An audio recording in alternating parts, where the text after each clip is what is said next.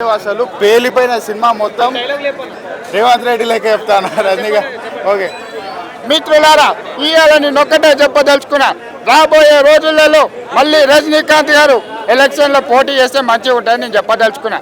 నాగార్జున గారు ఇవాళ 65 ఏళ్ళలా లేరు, ఇవాళ 25 ఏళ్ళ లెక్కనే వాళ్ళ పిల్లలకు కూడా పోటీ ఇచ్చే విధంగా ఆయన సినిమా ఉన్నాయని చెప్తున్నా. అసలు ఫైట్లు మాత్రం మామూలుగా లేదు, చింపి పడేసి రజనీకాంత్ అయితే 75 ఇయర్స్ లెక్క ఎక్కడ కూడా అనిపిస్తలేదు రజనీకాంత్. సైమన్ క్యారెక్టర్ ఎలా అనిపించింది మరి మీకు? అదే దుమ్ము దిల్పిండు, సైమన్ లేకపోతే సినిమానే లేదు అసలు, అట్లున్నది సినిమా, మామూలుగా లేదు. రజనీకాంత్ గారితో డైలాగ్ చెప్తా, రేవంత్ రెడ్డి వాయిస్లో చెప్తా.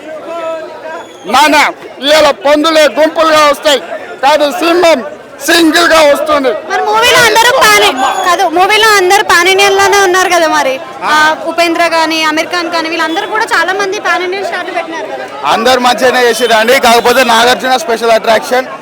నాగార్జున సినిమా ఇది, నాగార్జున లేకపోతే సినిమానే లేదు. నాగార్జున గారు లేకపోతే అసలు ఆ క్యారెక్టర్ లేదు, ఆ విలన్ అంత పండించడం కూడా ఎవరి వల్ల కాదు. కాకపోతే కొత్త హీరో వచ్చిండు, కొత్త విలన్ ఉన్నాడు. ఇప్పుడు సినిమా ఇండస్ట్రీలో నాగార్జున కొత్త విలన్ గా మళ్ళీ ఇదొక ఇన్నింగ్స్ 2 అని చెప్పొచ్చు నాగార్జున గారికి. ఆ లెవెల్లో నాగార్జున గారు సినిమా తీసారు, మామూలుగా లేదు. ఇంకా అన్న రేటింగ్ వచ్చేసి 5/5 ఇస్తా.